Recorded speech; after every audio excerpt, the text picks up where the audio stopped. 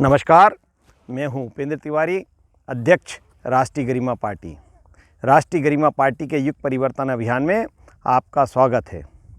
दोस्तों, माननीय प्रधानमंत्री जी ने तीनों कृषि कानून अभी वापस लिए हैं। ये कानून बहुत पहले ही वापस ले लिए जाने चाहिए थे, क्योंकि ये कानून ना तो किसानों के हित में थे और ना ही देश की जनता के हित में थे। ये कानून केवल उन पूंजीपति कंपनियों के फ़ायदे के थे जो बड़े पैमाने पे किसानों से ज़मीन करार करके फसल उगवाने के लिए लेती। उसके बाद वो कंपनियां उगी हुई फसल का मनमाफ़िक भंडारण करती और भंडारण करने के बाद वे 4 से 8 गुना कीमत पे देश की जनता को बेचती। तो जो दाम अनाज के आम जनता 25 रुपये किलो दे रही है, वही दाम उसे 100 रुपये किलो देने पड़ते।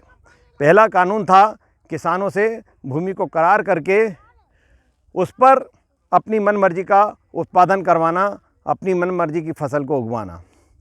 दूसरा कानून था कितना भी अनाज का भंडारण कर लेना। और तीसरा कानून था कि किसान कहीं पे भी अपनी फसल को बेच सकता है। इससे तीसरा कानून जो था, उससे पूरे मंडियों का अस्तित्व खत्म हो जाता।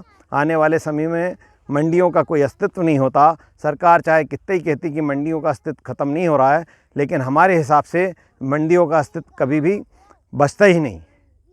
तीनों कानून वापस लेना देश की जनता के लिए और किसानों के लिए, दोनों के लिए हितकर है। और इस प्रकार के कानून केंद्र सरकार को आगे लाने के लिए कभी इस पर विचार विमर्श भी नहीं करना चाहिए।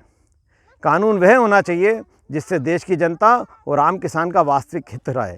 लेकिन वर्तमान कानून जो इन्होंने लेकर आए थे, उस पर कोई संसद में डिबेट नहीं हो पाई। कोरोना काल के समय ये कानून लाए गए, आपाधापी में ये कानून देश के जनता के ऊपर थोपे जा रहे थे। हम इन कानूनों की वापसी का स्वागत करते हैं और ये आशा करते हैं कि आने वाले समय में केंद्र सरकार किसानों के हित में निर्णय लेते हुए एमएसपी पर अवश्य ऐसा कानून बनाएगी जिससे किसानों को सीधा फ़ायदा हो सके। जय हिंद, जय भारत।